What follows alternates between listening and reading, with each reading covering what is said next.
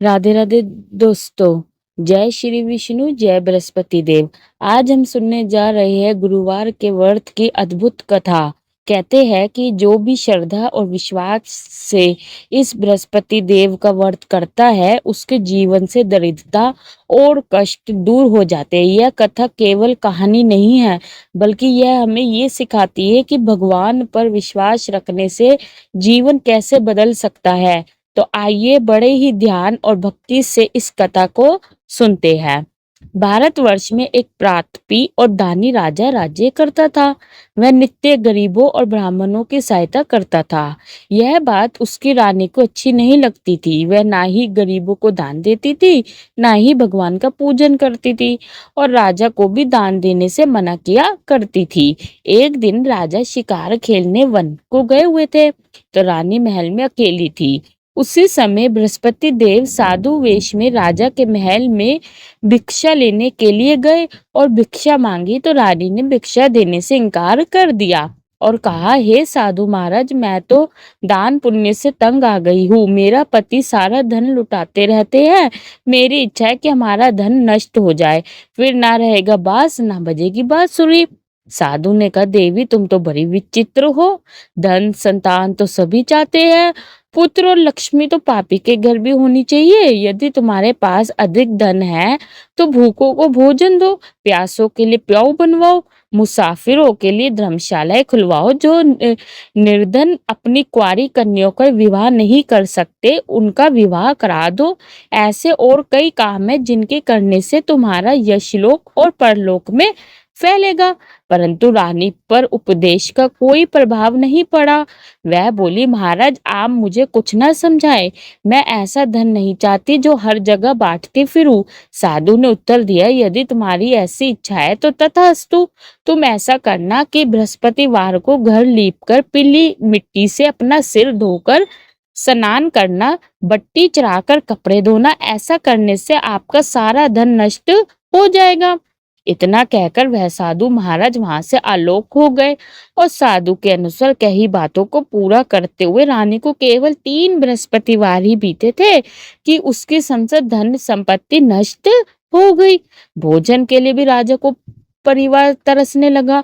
तब एक दिन राजा ने रानी से बोला कि हे रानी, तुम यहीं रहो, मैं दूसरे देश को जाता हूँ, क्योंकि यहाँ पर सभी लोग मुझे जानते हैं, इसलिए मैं कोई छोटा कार्य नहीं कर सकता। ऐसा कहकर राजा परदेश चला गया। वहां वह जंगल से लकड़ी काट कर लाता और शहर में बेचता था। इस तरह वह अपना जीवन व्यतीत करने लगा।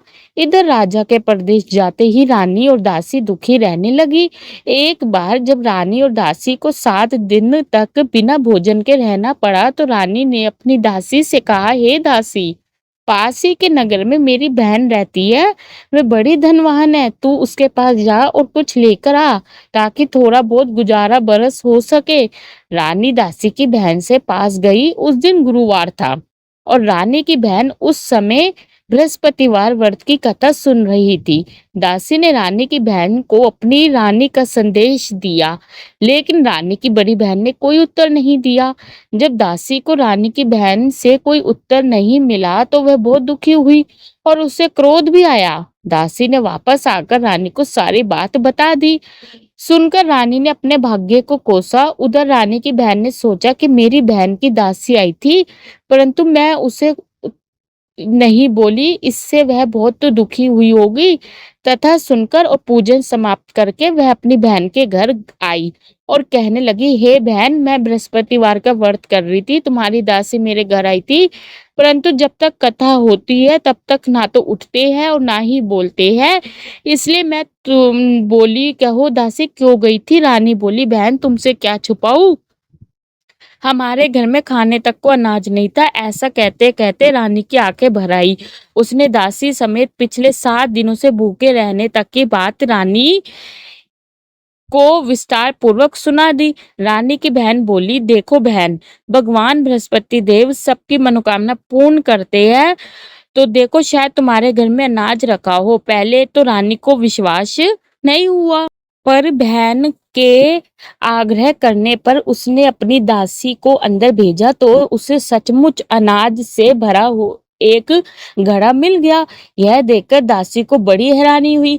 दासी रानी से कहने लगी, हे रानी, जब हमको भोजन नहीं मिलता तो हम व्रत ही तो करते हैं, इसलिए क्यों ना इनसे व्रत और कथा की विधि पूछ ली जाए ताकि हम भी व्रत कर सके। तब रानी ने अपनी बहन से बृहस्पतिवार व्रत के बारे में पूछा तो उसकी बहन ने बताया, बृहस्पतिवार के व्रत में चने की दाल और मुनक्का से विष्णु भगवान का केले की जड़ में पूजन करे तथा दीपक जलाए, व्रत कथा सुने और पीला भोजन ही करे। इससे बृहस्पति देव प्रसन्न होते हैं। और व्रत और पूजन विधि बताकर रानी की बहन अपने घर को लौट गई। 7 दिन बाद जब गुरुवार आया तो रानी और दासी ने व्रत रखा। गुड़सार में जाकर चना और गुड़ लेकर आई, फिर उससे केले की जड़ तथा विष्णु भगवान का पूजन किया। अब पीला भोजन कहाँ से लाए, इस बात को लेकर दोनों बहुत दुखी थी, क्योंकि उन्होंने व्रत रखा था, इसलिए बृहस्पति देव उनसे प्रसन्न थे। इसलिए वे एक साधारण व्यक्ति का रूप धारण करके 2 थालों में सुंदर पीला भोजन दासी को दे गए। भोजन पाकर दासी बहुत प्रसन्न हुई और फिर रानी के साथ मिलकर भोजन ग्रहण किया। उसके बाद वे सभी गुरुवार को व्रत और पूजन करने लगी। बृहस्पति भगवान की कृपा से उनके पास फिर से धन संपत्ति आ गई, परंतु रानी फिर से पहले की तरह आलस करने लगी। तब दासी बोली, देखो रानी, तुम पहले भी इस प्रकार आलस करती थी, तुम्हें धन रखने में कष्ट होता था, इस कारण सभी धन नष्ट हो गया, और अब जब भगवान बृहस्पति देव की कृपा से धन मिला है तो तुम्हें फिर से आलस होता है। रानी को समझाते हुए दासी कहती है कि बड़ी मुसीबतों के बाद हमने यह धन पाया है, इसलिए हमें दान पुण्य करना चाहिए, भूखे मनुष्यों को भोजन कराना चाहिए और धन को शुभ कार्यों में खर्च करना चाहिए, जिससे तुम्हारे कुल का यश बढ़ेगा, स्वर्ग की प्राप्ति होगी और पितृ प्रसन्न होंगे। दासी की बात मानकर रानी अपना धन शुभ कार्यों में खर्च करने लगी, जिससे पूरे नगर में उसका यश फैलने लगा। उधर एक दिन राजा दुखी होकर जंगल में एक पेड़ के नीचे आसन जमा कर बैठ गया। वह अपनी दशा को याद करके व्याकुल होने लगा। बृहस्पतिवार का दिन था। एकाएक उसने देखा कि निर्जन वन में एक साधु प्रकट हुए हैं। वह साधु वेश में स्वयं बृहस्पति देवता थे। लक्कड़हारे के सामने आकर बोले, हे लक्कड़हारे, इस सुनसान जंगल में तू इतना चिंता मगन क्यों बैठा है? लक्कड़हारे ने दोनों हाथ जोड़कर प्रणाम किया और उत्तर दिया, महात्मा जी, आप सब कुछ जानते हैं, मैं क्या करूं? यह कहकर रोने लगा और साधु को अपनी आत्मकथा सुनाई। महात्मा जी ने कहा, तुम्हारी स्त्री ने बृहस्पतिवार के दिन बृहस्पति देव भगवान का निरादर किया है, जिसके कारण रुष्ट होकर उन्होंने तुम्हारी यह दशा कर दी है। अब तुम चिंता को दूर करके मेरे कहने पर चलो तो तुम्हारे सब कष्ट दूर हो जाएंगे और भगवान पहले से भी अधिक संपत्ति देंगे।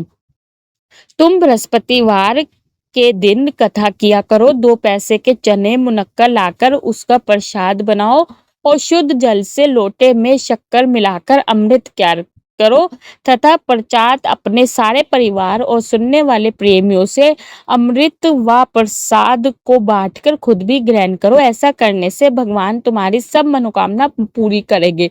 साधु के ऐसे वचन सुनकर लक्कड़हारा बोला, हे प्रभु, मुझे लकड़ी बेचकर इतना पैसा नहीं मिलता जिससे भोजन के उपरांत कुछ बचा सकूं।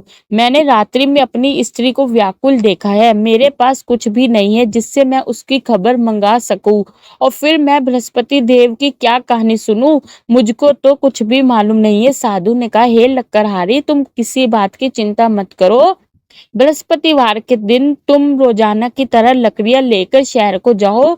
तुमको रोज से दुगना धन प्राप्त होगा, जिससे तुम भली भांति भोजन कर लोगे और बृहस्पति देव की पूजा का सामान भी आ जाएगा।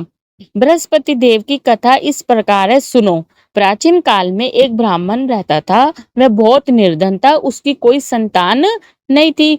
उसकी स्त्री बहुत मलिनता के साथ रहती थी। वह स्नान नहीं करती थी, किसी देवता का पूजन नहीं करती थी। इससे ब्राह्मण देवता बड़े दुखी थे। बेचारे बहुत कुछ कहते थे, किंतु उसका कुछ परिणाम नहीं निकला। भगवान की कृपा से ब्राह्मण की स्त्री के कन्या रूपी रत्न पैदा हुआ। कन्या बड़ी होने पर सुबह स्नान करके विष्णु भगवान का जाप और बृहस्पतिवार का व्रत करने लगी। अपने पूजन पाठ को समाप्त करके विद्यालय जाती तो अपनी मुट्ठी में जौ भरकर ले जाती और पाठशाला के मार्ग में डालती जाती। तब ये जौ स्वर्ण के हो जाते तो लौटते समय उनको बीन कर घर ले आती तथा एक दिन वह बालिका सूप में उस सोने की जौ को फटक कर साफ कर रही थी कि उसके पिता ने देख लिया और कहा, हे बेटी, सोने की जौ के लिए सोने का सूप होना चाहिए। दूसरे दिन बृहस्पतिवार था। इस कन्या ने व्रत रखा और बृहस्पति देव से प्रार्थना करके कहा, मैंने आपकी पूजा सच्चे मन से की है तो मेरे लिए सोने का सूप दे दो। बृहस्पति देव ने उसकी प्रार्थना स्वीकार कर ली। रोजाना की तरह वह कन्या जौ फैलाती हुई जाने लगी। जब लौटकर जौ बिन रही थी तो बृहस्पति देव की कृपा से सोने का सूप मिला। उसे वह घर ले आई और उसमें जौ साफ करने लगी, परंतु उसकी मां ने वही ढंग रहा। एक दिन की बात है कि वह कन्या सोने के सूप में जौ साफ कर रही थी कि उसी समय उस शहर का राजपुत्र वहां से होकर निकला। इस कन्या के रूप और कार्य को देखकर मोहित हो गया और अपने घर आकर भोजन और जल त्याग कर उदास होकर लेट गया। राजा को इस बात का पता लगा तो अपने प्रधानमंत्री के साथ उसके पास गए और बोले, हे बेटा, तुम्हें किस बात का कष्ट है? किसी ने तुम्हारा अपमान किया है अथवा कोई कारण हो सो कहो, मैं वही कार्य करूंगा जिससे तुम्हें प्रसन्नता हो। अपने पिता की राजकुमार ने बातें सुनी तो वह बोला, मुझे आपकी कृपा से किसी बात का दुख नहीं है। किसी ने मेरा अपमान नहीं किया, परंतु मैं उस लड़की से विवाह करना चाहता हूँ जो सोने के सूख में जो साफ कर रही थी। यह सुनकर राजा आश्चर्य में पड़ गया और बोला, हे बेटा, इस तरह की कन्या का पता तुम ही लगाओ, मैं उसके साथ तेरा विवाह अवश्य ही करवा दूंगा। राजकुमार ने उस लड़की के घर का पता बताया। तब मंत्री उस लड़की के घर गए और ब्राह्मण देवता को सभी हाल बताया। ब्राह्मण देवता राजकुमार के साथ अपनी कन्या का विवाह करने के लिए तैयार हो गए तथा विधि विधान के अनुसार ब्राह्मण की कन्या का विवाह राजकुमार के साथ हो गया।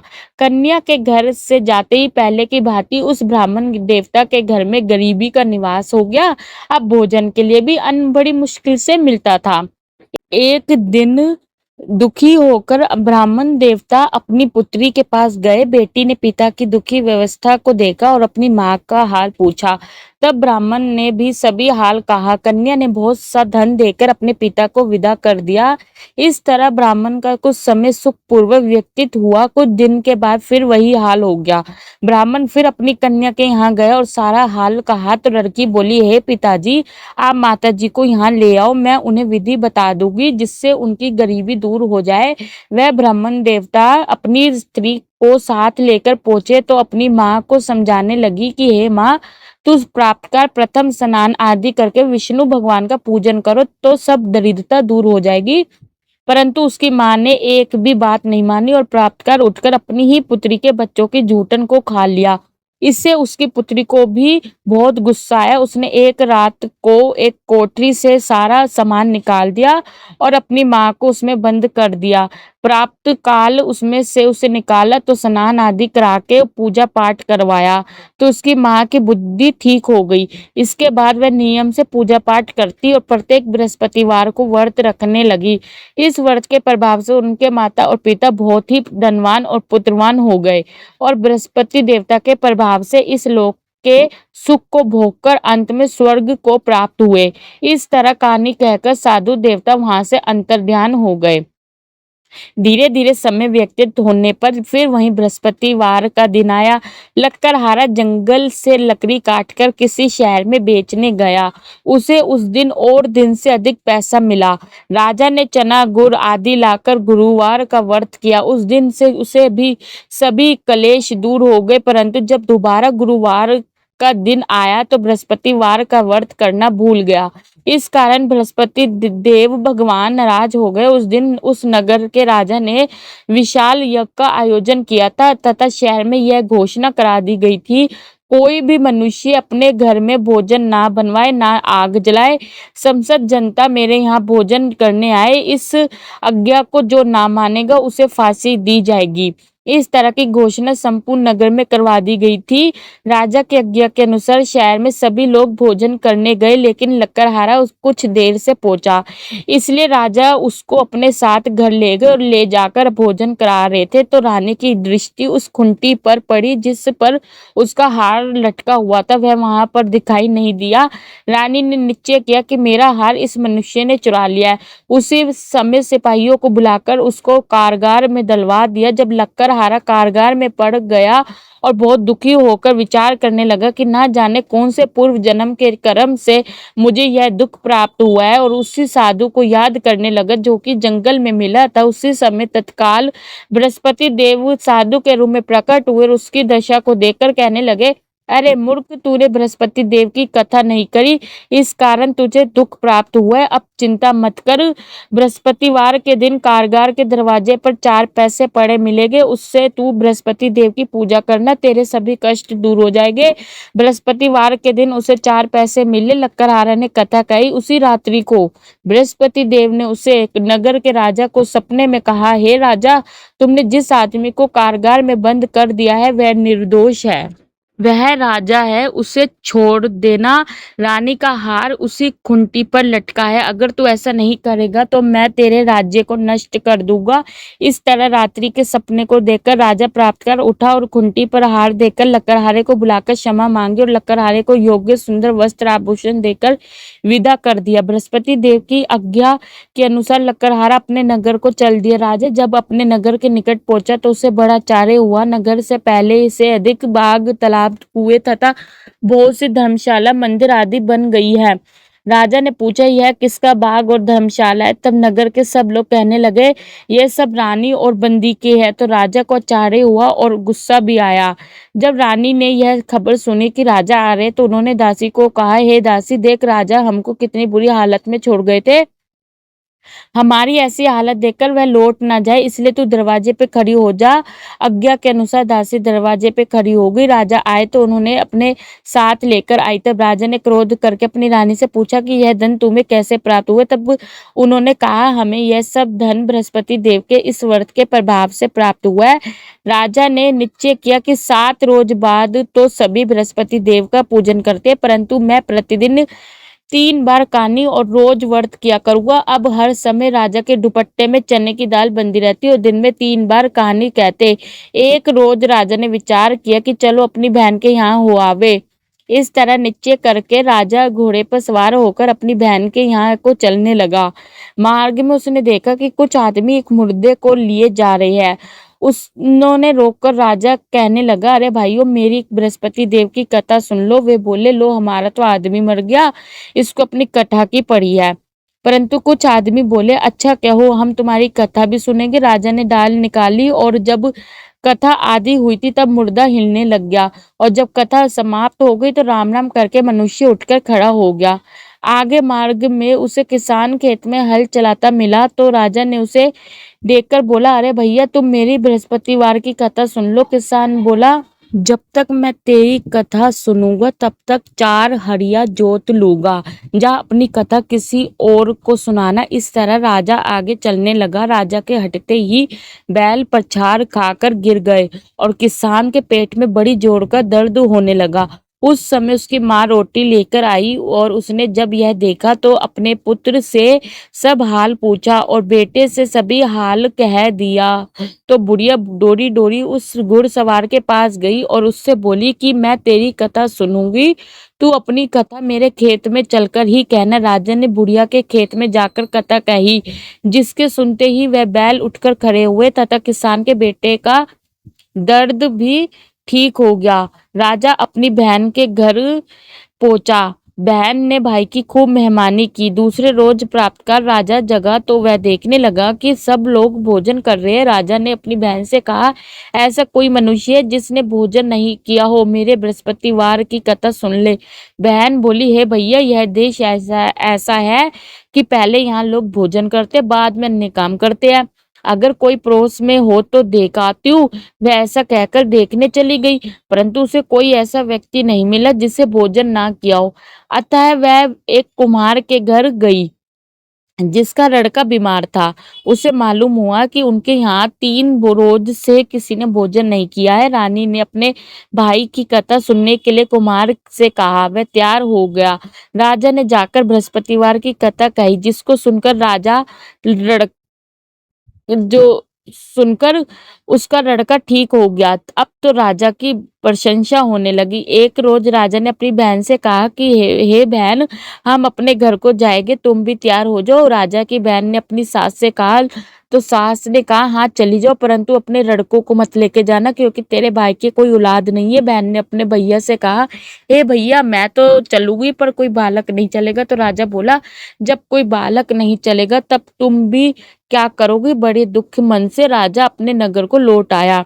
राजा ने अपनी रानी से कहा, हम निर्वंशी है, हमारा मुंह देखने का धर्म नहीं है और कुछ भोजन आदि नहीं किए। रानी बोली, हे प्रभु, बृहस्पति देव की कृपा ने हमें सब कुछ दिया है, वह हमें औलाद अवश्य देंगे। उस रात को बृहस्पति देव ने राजा को सपने में कहा, हे राजा, उठो, सभी सोच त्याग दो, तेरी रानी गर्भ से है। राजा को यह बात सुनकर बड़ी खुशी हुई। 9वें महीने उसके गर्भ से एक सुंदर पुत्र पैदा हुआ। तब राजा बोला, हे रानी, स्त्री बिना भोजन के रह सकती है पर बिना कहे नहीं रह सकती।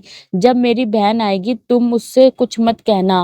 रानी ने सुनकर हाँ कर दिया। जब राजा की बहन ने ये शुभ समाचार सुना तो वह बहुत खुश हुई और बधाई लेकर अपने भाई के यहाँ आई। तभी रानी ने कहा, घोड़ा चढ़कर तो नहीं आई है, गधा चढ़कर आई है। राजा की बहन बोली, भाभी, मैं इस प्रकार ना कहती तो तुम्हें औलाद कैसे मिलती? बृहस्पति देव ऐसे ही है, जैसे जिसके मन में कामनाएं हैं सभी को पूर्ण करते हैं। जो सद्भावना पूर्वक बृहस्पतिवार का व्रत करता है, एवं कथा पढ़ता है अथवा सुनाता है, दूसरों को सुनाता है, बृहस्पति देव की उनकी सभी मनोकामना पूर्ण करते हैं। बृहस्पति देव उनकी सदैव रक्षा करते हैं। जो संसार में सद्भावना और सच्चे हृदय से बृहस्पति देव का पूजन करते हैं, उनकी सभी मनोकामनाएं उसी प्रकार पूर्ण होती है। जैसे राजा और रानी ने बृहस्पति देव की कथा का गुणगान किया, उनकी सभी इच्छाएं बृहस्पति देव ने पूर्ण की। मनुष्य को हृदय से उनका मनन करते हुए जयकारा करना चाहिए। तो प्रेम से बोलिए, बृहस्पति देव की जय, विष्णु भगवान की जय, जय समस्त देवी देवताओं की जय। इसी के साथ ये कथा संपूर्ण होती है। तो यही थी बृहस्पतिवार की पावन कथा। इस व्रत के प्रभाव से मनुष्य को सुख समृद्धि, परिवार में प्रेम और जीवन में उन्नति प्राप्त होती है। यदि आप भी पूरे मन और विश्वास से गुरुवार का व्रत करेंगे तो बृहस्पति देव आपके जीवन से हर दुख को दूर कर देंगे। अगर आपको यह कथा अच्छी लगी हो तो इसे अपने मित्रों और परिवार के साथ जरूर पहुंचाए, ताकि वे भी इसका लाभ ले सके। और हाँ, भगवान विष्णु और बृहस्पति देव की कृपा सब पर बनी रहे। जय श्री हरे, जय बृहस्पति देव। राधे राधे।